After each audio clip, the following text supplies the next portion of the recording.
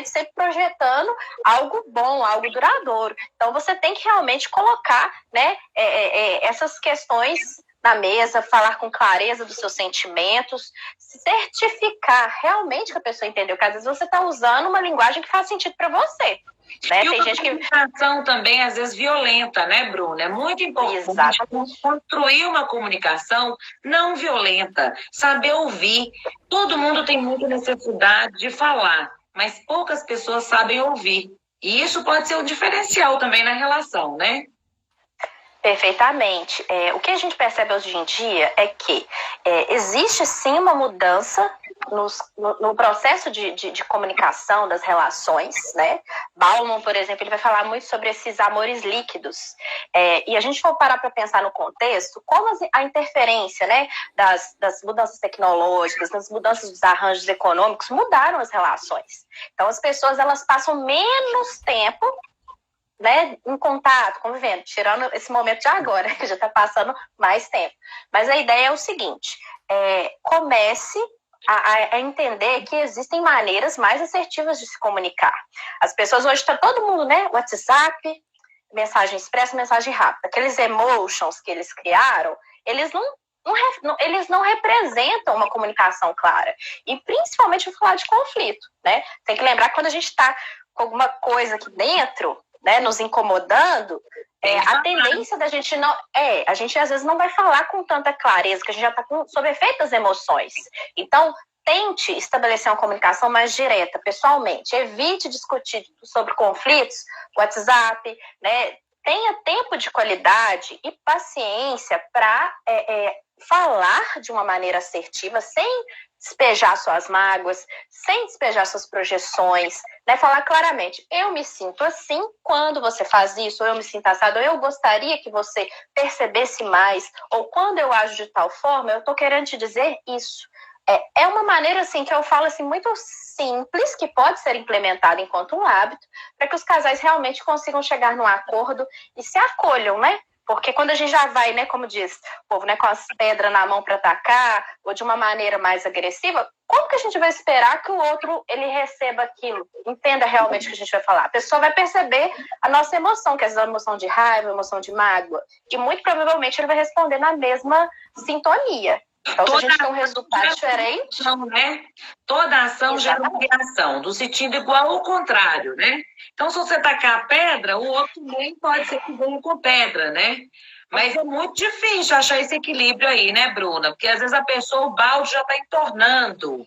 Eu, por exemplo, eu pego as pessoas que o balde está entornando, né? E às vezes eu falo que o divórcio, ele também é construído. O casamento, ele não é construído, a gente não namora, aí depois acaba fazendo noivado, aí depois marca o casamento. Então, você vai construindo esse passo a passo. É claro que não tem receita de bolo, tem gente que começa a casar, depois volta a namorar e tudo mais. Mas é uma construção, é um processo e são etapas, né? Agora, o divórcio, ele também é construído.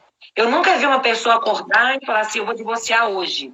Isso já está na cabeça daquela pessoa alguns meses, para ir processando, né? E é muito difícil a pessoa que chega e de uma hora para outra fala, eu quero separar, eu quero divorciar. Mas é porque ela não conseguiu construir esse diálogo, essa comunicação não violenta, não é isso? Exatamente. Então, assim, parte desse princípio em que existem algumas mágoas, esse desencontro dessa comunicação, a sensação que o outro não está atendendo as necessidades, e aquilo vai juntando, né? Então, assim, é importante que as pessoas estejam atentas a essa percepção. Se algo te incomoda, fale. Né? Escolha as palavras, fale no momento adequado, né? Você está com raiva, não vai ser o melhor momento, não vai exprimir, né? Não vai passar para o outro o melhor de você. Muitas das vezes a emoção vai falar mais alto. Então, a tendência de ser uma comunicação equivocada e de haver, né, esses equívocos no entendimento é muito grande. Não deixe as coisas acumular, né? Tenham esses momentos que não é que a gente fala assim, tem gente que fala assim, é discutir relação, é TDR. Não é TDR. Não é TDR. Já fala assim, não, lá vem TDR. Então, assim, às vezes não é. Uma coisa que eu sempre sugiro pro casal é assim, vamos resgatar memórias afetivas. Memórias afetivas que sejam do início do relacionamento. O que que fez? Quais foram os fatores que os uniram? Quais foram as qualidades? Quais foram as características que fizeram com que você se encantasse com a pessoa que você escolheu, né? Porque às vezes é importante rememorar, porque chega num momento em que essas mágoas não são faladas ou não são tratadas, e aí vai havendo aqueles acúmulos enormes, e a pessoa só vai tomar uma atitude quando já está lá, né? Como diz, descendo a serra, né? Do casamento. Quando Isso é ruim. Está entornando, né? Exatamente. Olha aqui, vou aproveitar agora só para mencionar aqui a nossa live. Estamos com várias pessoas participando aqui. Um abraço para Paulinha, está aqui com a gente. Cláudia Marques, grande abraço. Fernando Humberto Paiva está falando: a constelação familiar poderá auxiliar? É a pergunta do Fernando Humberto. Sim, a constelação familiar é uma das técnicas, né, que é muito interessante, em que a pessoa entende o lugar dela naquela relação, né, e durante lá o momento da constelação familiar, ela representa, né, aquelas dores, aqueles sentimentos. Então dizem, né, que existem alguns insights muito importantes que fazem com que a pessoa ressignifique essas mágoas, né, e parte muito desse princípio de respeito ao lugar do outro nas relações, né, de um princípio de perdão, para que de fato consiga caminhar, né? Senão fica aquela carga gigantesca e a pessoa fica numa sensação como se, tipo, o outro tivesse sempre devendo ela muita coisa. É igual quando a gente fala perdão. Tá sempre em débito, então a pessoa não caminha, ela não tem aquela iniciativa de também se corresponsabilizar sobre aquilo que é dos dois. Então, até quando existem situações muito abruptas, por exemplo, como uma traição, é sempre importante, a partir dos acordos ou dos conflitos, identificar o seguinte: o que cada um está disposto a mover, independentemente do que aconteceu, né? Até para quem, né, teve, né, foi traído, qual que é a corresponsabilidade dele naquela situação, né? Será que algumas coisas não foram ditas? Pensar nesse aspecto mesmo do casal, entender que os dois precisam de se alinhar, caminhar juntos e ter esses momentos de conversa para entender, né, melhor esses conflitos, ficarem, né, mais claros. Até mesmo a pessoa identificar: nossa, eu tenho uma dificuldade gigante de lidar com isso, mas que seja dito, para que o outro tenha sempre em mente, né, e consiga ter um olhar mais acolhedor, mais empático sobre os limites e possibilidades do parceiro. O Anderson Penido está aqui participando com a gente e eu estou gostando muito do que ele escreveu. Ele falou assim: olha, não conversa com o cônjuge, mas os dedos no Zap e Instagram não param. Gente, olha só, Bruna, eu tenho atendido muito diversos casais que estão em crise por conta de traições virtuais, gente. Não chegaram a trair fisicamente, não. Houve uma traição virtual. Às vezes algum antigo namorado que reencontrou, alguém que simplesmente apareceu do nada, entendeu? E mexeu com aquilo. E aí, como é o imaginário, como as pessoas começam a conversar, se atraem, sentem-se atraídas. E aí, uma hora ou outra, o marido ou a mulher acaba pegando essa traição virtual. E isso tem gerado e muitos divórcios também, viu, Bruna? Gente, isso é um fator que sem precedentes precisa ser levado, né, em consideração. O que é traição para cada um? Isso é um processo que é muito particular e precisa de tornar-as claras. Vou dar um exemplo. Eu atendo paciente que, às vezes, assim, não necessariamente tem nenhuma evidência. Vi meu marido ou minha esposa conversando com fulano de tal. Mas só o fato de os dois, às vezes, terem, né, seu momento íntimo, ao final do momento íntimo, a esposa ou o marido pegar o celular, aquilo já gera um estado de desconforto, como se fosse assim: a pessoa não está presente naquele momento. Eu não estou me sentindo confortável com isso. Então, é preciso, sim, rever, a partir dos acordos ou dos conflitos, identificar o seguinte: o que cada um está disposto a mover, independentemente do que aconteceu, né? Até para quem, né, teve, né, foi traído, qual que é a corresponsabilidade dele naquela situação, né? Será que algumas coisas não foram ditas? pensar nesse aspecto mesmo do casal, entender que os dois precisam de se alinhar, caminhar juntos e ter esses momentos de conversa para entender, né, melhor esses conflitos, ficarem, né, mais claros. Até mesmo a pessoa identificar, nossa, eu tenho uma dificuldade gigante de lidar com isso, mas que seja dito, para que o outro tenha sempre em mente, né, e consiga ter um olhar mais acolhedor, mais empático sobre os limites e possibilidades do parceiro. O Anderson Penido está aqui participando com a gente e eu estou gostando muito do que ele escreveu. Ele falou assim, olha, não conversa com o cônjuge, mas os dedos no Zap e Instagram não param. Gente, olha só, Bruna, eu tenho atendido muito diversos casais que estão em crise por conta de traições virtuais, gente. Não chegaram a trair fisicamente, não. Houve uma traição virtual. Às vezes algum antigo namorado que reencontrou, alguém que simplesmente apareceu do nada, entendeu? E mexeu com aquilo. E aí, como é o imaginário, como as pessoas começam a conversar, se atraem, sentem-se atraídas. E aí, uma hora ou outra, o marido ou a mulher acaba pegando essa traição virtual. E isso tem gerado e muitos divórcios também, viu, Bruna? Gente, isso é um fator que sem precedentes precisa ser levado, né, em consideração. O que é traição para cada um? Isso é um processo que é muito particular e precisa de tornar-as claras. Vou dar um exemplo. Eu atendo paciente que, às vezes, assim, não necessariamente tem nenhuma evidência. Vi meu marido ou minha esposa conversando com fulano de tal. Mas só o fato de os dois, às vezes, terem, né, seu momento íntimo, ao final do momento íntimo, a esposa ou o marido pegar o celular, aquilo já gera um estado de desconforto, como se fosse assim, a pessoa não está presente naquele momento. Eu não estou me sentindo confortável com isso. Então, é preciso, sim, rever, né, esse momento, esse tempo de qualidade que cada um passa e estabelecer as regras. O que eu já percebi é o seguinte, eu até fiz um texto falando sobre isso, né? Combinado não sai caro. Como que são os acordos da relação? As pessoas, elas subentendem que assim, é óbvio, mais uma vez, né? Exemplo, o que é um acordo óbvio? Não trairás. Isso não é possível, é que as pessoas não sabem quando.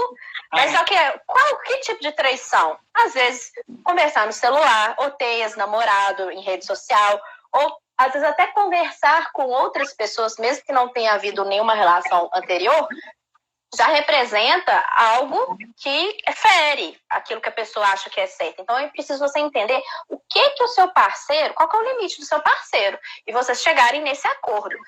Vou dar um exemplo, eu fiz um esqueminha para ajudar os casais a estabelecerem esses acordos, que fala assim de situações desde contato com rede social, até contato pessoal, por exemplo, no trabalho, o que cada um acha que é traição, que os dois assinalam juntos e depois eles justificam.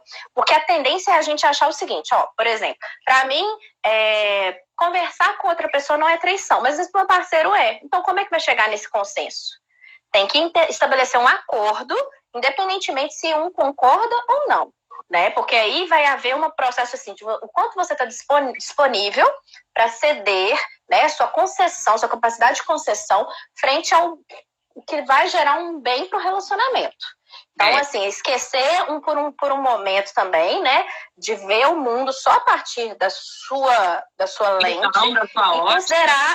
Exatamente, considerar também o que é importante para você, senão você vai viver um relacionamento egoísta, que você está percebendo assim, o que é amor só a partir do seu olhar, o que é certo, o que é errado só a partir de você, então aí tá tudo errado. Vai dar problema. Mesmo, né? Fez um clone. Tem muita gente na nossa live. Alô, Fernando Damasceno Minotti, notei. Estou aqui, lindo, maravilhoso. Amanda Duarte, um grande abraço. Professora Evelyn, está falando a saúde mental perpassa pelo entendimento do coração. O que penso, o que eu sinto e o que eu falo. Trabalhar sempre na inteligência emocional. Sempre muito sábia a senhora, né, professora? Um grande abraço. Luciana Pontello participando com a gente. A Neuza. Alô, Patrícia Salomão. Nós vamos marcar live com a doutora Patrícia Salomão também, viu, gente? Rosana Marques, um grande abraço para ela. E aí, gente, tem aqui também, peraí, tem mais participações aqui. Peraí, que tá faltando a lente e o óculos, viu, Bruna? Peraí.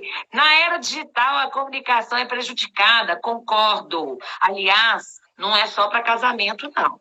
Vocês estão falando aí que eu fiz aniversário segunda-feira. Gente, adoro receber, sabe o quê? Telefonema. O povo economiza o WhatsApp, gente, é de graça. O povo simplesmente quer mandar o WhatsApp, mensagem. Eu amo também, adoro. Mas eu acho um absurdo quando a pessoa é uma pessoa íntima sua, é uma pessoa amiga, é uma pessoa que convive com você, mandar seu WhatsApp. Eu acho que isso também é uma coisa, assim, sabe, de delicadeza, de zelo. E eu acho que está faltando isso. A comunicação é muito boa, mas a gente também tem que dosar isso, né, Bruna? Exatamente, né? E aí você percebe que, por exemplo, você deu uma referência sua, né? Para você, esse contato mais próximo, a ligação, ouvir a voz, ele tem um cuidado, tem uma referência de cuidado maior. Então, assim, deixa claro o que é importante para você, para o seu parceiro, ou para as pessoas que são próximas, né? Que se estabelecem relações afetivas. Né? Às vezes o WhatsApp ele é rápido, é uma comunicação expressa, então não necessariamente você vai conseguir exprimir com toda clareza suas emoções com uma coisa pequena. Tanto é que, por exemplo, o processo de comunicação não violenta, ele precede um contato, né, um momento de aquietar, relaxar um pouquinho, parar a mente para ouvir a pessoa, receber. Então, assim, quando a gente se sente ouvido, quando a gente se sente bem-quisto, quando isso é demonstrado e verbalizado da maneira que a gente entende, as coisas correm bem. Né? A gente fica numa sensação de conforto e segurança maior. Principalmente para demonstrar, né? Porque amor é isso. Eu acho que as pessoas estão economizando, Bruna. As pessoas estão economizando vida, economizando sentimentos, economizando amor. O que o outro vai achar, o que o outro vai... né? Só que o outro, gente, tem que ver que você realmente é você. Né? Porque a gente está vivendo muita era do parecer. Então, essa essência, ela está se perdendo muito. Eu tenho muitas amigas, inclusive, não é só cliente que faz isso, não. Amigas que têm o hábito de cutucar o celular do marido. Eu acho isso um ato muito grave, muito sério, porque você viola a intimidade da pessoa. Eu morro de medo de fazer isso com o meu, porque se ele tiver uma conversa com outra pessoa que eu não conheça, eu vou ter que tomar uma atitude. E aí, eu vou tomar essa atitude? O pior não é descobrir, não é pegar. O pior é você tomar atitude. E aí a pessoa fica vivendo aquilo, parecendo uma novela, né? Ah, ele chamou não sei quem de gatinha no WhatsApp, ele chamou... Sabe? Então fica aquele joguinho, né? E a pessoa, às vezes, esse comentário do Anderson aí, de ficar teclando o tempo todo, não tem nada mais desagradável do que você entrar para um quarto, tá ali a dois ou tá sozinho e tal, e a pessoa ficar só no celular, né? A pessoa não nota nem a presença do companheiro, não sabe nem como que é o pijama do companheiro, não sabe se ele está dormindo com a camisa do voto em algum político. Né? É um controle de natalidade, né? Não, nem fala. Pois é. Então, assim, a gente está vivendo... Eu acho que é importante salientar que, por exemplo, a gente... mudou, as relações mudaram em virtude dessas mudanças também com a tecnologia, o tempo que as pessoas passam juntas, né? Tudo isso mudou. Então, as relações, elas têm que ser reconfiguradas. O que acontece? Quando a gente tem pouco tempo, ou, vamos supor, a gente não aproveita o tempo que a gente tem de uma maneira qualitativa, detalhes, né, passam despercebidos. Que é sobre esse olhar, sobre o outro. Ou então, outro ponto com relação ao que você disse, né? Das vezes, esse comportamento de stalkear as redes sociais, né? De ficar lá. A pessoa, ao meu ver, ela não está comunicando para o outro as suas necessidades com relação à afirmação, por exemplo. E aí, vamos pensar até nesse acordo. Por exemplo, meu bem, quando você curte a foto de pessoas, de outras mulheres, eu me sinto desconfortável com isso. Eu gostaria que você não fizesse isso, porque realmente isso me deixa desconfortável. Eu entendo que talvez a sua intenção não seja de me deixar assim, mas eu estou te comunicando que essa ação sua me deixa desconfortável. E aí, a partir daí, cria esse acordo. Então fica aquela pessoa carregando aquele sentimento, aquele medo, e alimentando, e retroalimentando. Porque eu vou provocar você, tá? Vamos lá. Eu vou te provocar, pessoas dessas. Tem aqui, esse negócio de muito acordo, Isso também não mina a relação demais, não. Porque, por exemplo, se for uma pessoa expansiva, ela vai precisar de uma lista de acordos. E aí fica parecendo que você está assim, como as regras, né? Que você tem que estar o tempo todo. Então, assim, será que não está faltando uma entrega maior e um olhar mais, assim, de complacência, de ternura, de entender que o outro é o outro? Ele está com você por uma questão de escolha e não de acordo, porque esse acordo a qualquer momento a gente pode rasgar. Será que não é isso, não? Tem os dois pontos, né, Patrícia? O que acontece é o seguinte, quando o outro não entende a linguagem, né, do parceiro, com relação por exemplo, olha, às vezes eu tenho um parceiro que ele é mais comunicativo, ponto. Eu sou menos comunicativa, eu já vi vários casos parecidos, assim. Digamos que eu seja menos comunicativo, o parceiro é super comunicativo. Eu fico muito desconfortável quando ele fica conversando com outras pessoas. Só que tem os limites, né? A gente precisa de respeitar essa questão, né, do que é de individualidade do outro. E entender o seguinte, um tal comportamento, ele não necessariamente ele está se respeitando. Por isso que o processo de autoconhecimento, ele é fundamental, porque a gente vai ter que se deparar também com as nossas faltas. Como que eu me lido quando meu parceiro age assim? Não necessariamente vai ficar fazendo, né, uma bula desse tamanho, falando o que você vai fazer, mandando não. É só sobre o seu sentimento. E aí a gente vai ter que entender essas diferenças comportamentais também, né? Como que vocês lidam com essas questões comportamentais? E se haver com seus medos, né? Como que está essa questão, essa relação com seus medos? Por que esses medos eles estão se manifestando em vários pontos da relação, né? Quais são as afirmações que seu parceiro está te dando, que às vezes são afirmações também, né, de segurança e que estão passando despercebidas? Ou como você está em relação a si mesma, com relação à sua autossegurança, à sua autoestima, né? Porque o que acontece é que às vezes as pessoas elas deixam um pouquinho de lado esse autocuidado também e começam a projetar no outro, tipo assim, né, colocar só o problema no outro. E não é bem por aí. Então a ideia é delimitar o que é seu, o que é do outro. E tá com ela mesma, né? Então assim, vamos pensar, uma pessoa que já, por exemplo, sofreu uma traição, ponto. É natural que ela fique mais sensível e num estado de alerta. Entretanto, a partir do momento que acordou que, olha, vamos ficar juntos, eu te amo, vamos tentar, que o outro também, por exemplo, que praticou a traição, ele entenda um estado de alerta da pessoa. Então, assim, quais afirmações precisam de ser feitas? Né? Como que eles vão lidar com esse novo momento do relacionamento? Que não volta exatamente o que é antes. A pessoa tem que se atualizar. Você está falando aí da traição. E a pessoa que resolve perdoar, porque aí eu também não aguento isso. A pessoa perdoa, então perdoou, acabou. Né? Só que aí o perdão não é Alzheimer. Então a pessoa perdoa, mas o tempo todo ela convive com aquela sombra aqui, ó, e fica fazendo da vida do parceiro, da parceira, um inferno. E aí eu falo, isso tá errado. Melhor então, né, julgar pro alto. Mas espera aí, antes de você responder, deixa eu passar aqui, que tem muita gente mandando recadinho pra gente, viu?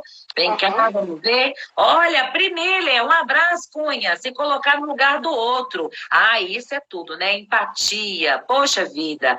A Cristina tá falando aqui que não é só entre casais, não, que a comunicação no WhatsApp também é muito distante, até com os filhos. Tem muito filho que não liga pros pais, às vezes, né? Fica só aí no WhatsApp, economizando demais. Gente, vamos falar com o pai, com a mãe, né? Ou então espera só o Dia das Mães para ligar. Pelo amor de Deus, não faz isso não. Né? E aqui o Digão, Rodrigo, tá falando o seguinte: concordo plenamente com você. Obrigada. Mas é porque a gente faz, assim, algumas argumentações, né? O Vitor, ei, Patrícia, te ouço na Itatiaia, sou fã, muito obrigada, Vitor de Pará de Minas, alô Pará de Minas, gratidão e alegria, não deixa de dar audiência não, senão eu perco o emprego, gente, liga o radinho lá, viu? Outra coisa, tem aqui também a participação da Ivone, ela está falando uma coisa interessante, durante a pandemia, Bruna, é recomendável ou não é recomendável a relação sexual? Todo mundo quer saber, não tem? O dia do trem, gente, pode fazer o trem ou não pode? Então, gente, isso aí tem as recomendações, né, da OMS com relação aos cuidados, né, desse distanciamento.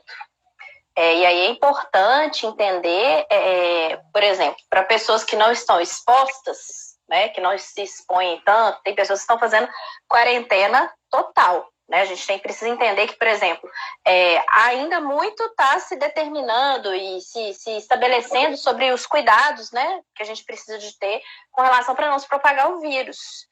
Então, assim, o que eu já ouço, por exemplo, né, das pessoas que estão comigo, por exemplo, os casais que estão fazendo quarentena total, mantêm as relações ok.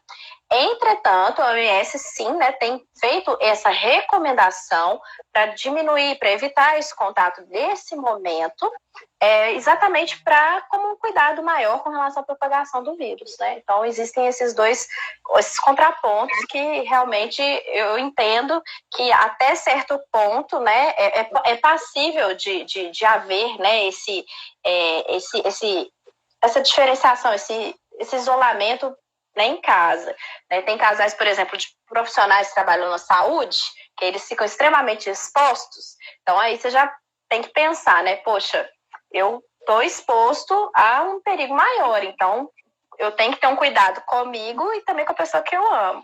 Então, tem as recomendações da OMS realmente para dar uma evitada nesse aspecto. Está no trem isolado, né? Está isolado o trem, né? Só que tem outras maneiras, né, gente? De comunicar, de conversar, de manter o amor em dia, o cuidado, né? Que é isso que vai fazer. Né? Nudes, prestam demais. Eu acho que a tecnologia está ajudando aí para esses casais também, né? Com nudes, com a relação digital. Peraí, deixa eu só falar aqui. A Mia Rodrigues. Bruna, admiro muito seu trabalho. Alô, Jorge Cássio Bandeira, grande abraço. Betinha, oi, Betinha. Betinha trabalha no hospital. Você é uma boa para escrever assim, aí pra gente, viu, Betinha? Como é que é isso aí? Se o trem tá isolado, se não tá... Dona Leia, um grande abraço, minha sogra, grande abraço. Então, tem mais perguntas aqui, vamos ver aqui. A Samanta, ela está perguntando, Patrícia, fui traída, perdoei, mas passei por isso que você falou, não consegui conviver com o fantasma da traição. Bruna, como lidar com essa carência afetiva após uma traição? Acontece o seguinte, a confiança, a gente precisa entender, né, que tem os limites, né? Houve uma traição, quem foi traído é como se ele tivesse uma necessidade, né, maior de afirmação. Olha, tá tudo bem, não vai acontecer de novo. É natural que aconteça, né, essa sensação. Entretanto, pensar o seguinte, até que ponto você precisa de questionar, né, seu relacionamento. Porque se a pessoa tá lá dando evidência, meu bem, tô aqui, eu te amo, isso não vai acontecer mais, você aceitou, você precisa também se mover frente a esses sentimentos. Senão acaba que você se escraviza, né? Não vai ser uma relação em que você vai conseguir expressar o amor que você tem para a pessoa de uma maneira leve, fluida, né? E, ao mesmo tempo, também, você não vai validar aquilo que o seu esposo te oferece. Então, vai gerar um outro problema, né? Que é como se, por exemplo, aquela coisa do débito não está suficiente. Ou então, às vezes, se está tudo ok, a pessoa, quando ela está, às vezes, num estado muito exacerbado nesse aspecto de não confiar e não está se questionando, não está cuidando disso, às vezes, até quando está tranquila, a pessoa fala assim, não, está tranquila demais, né? Deixa eu ir lá. Futricar pra ver. Presente, tá dando. Ai, gente, ganhei presente aqui, ganhei uma mesa posta linda. Você fala, meu Deus, tá me traindo, será, né? Fulano tá muito bonzinho. Aí também não dá, né? Aí a gente precisa realmente, poxa, peraí, deixa eu entender. Se eu tô realmente com essa sensação de insegurança, eu preciso me haver com esse sentimento, né? Porque a vida é muito curta, né, gente? A gente precisa realmente aprender a viver, aprender a amar, lidar com as nossas limitações, né? Com as nossas dores e aprender a olhar mesmo para também o que o outro faz, porque todos erram. Não necessariamente isso é uma justificativa, fulano errou, não. Só que a gente precisa entender se eu aceitei ficar nesse relacionamento, se eu me propus a perdoar, como está esse sentimento em relação a mim? Eu preciso também de entender isso e de colocar isso em trabalho, né? Porque senão você começa em virtude do que aconteceu, viver só lá no passado, você não caminhou. né? Sua relação tá caminhando, você tá com a cabeça lá no passado. Então, a tendência é que agora, você... né? A vida é agora, é o presente. Ó, a Cristina tá falando aqui, muito difícil perdoar uma traição. Quem trai uma vez, trai sempre. A opinião da Cristina tá falada aqui. Tem mais opiniões para cá.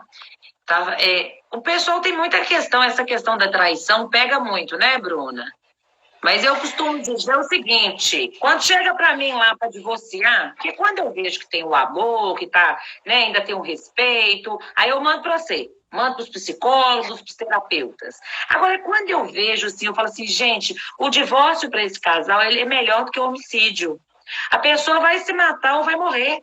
Né? Ela vai matar ou vai se matar, né? Ou vai morrer. Então, nesse ponto, o divórcio é mais indicado, né? A gente faz essa reflexão e tudo. Agora, é o que você falou, ninguém casou para divorciar.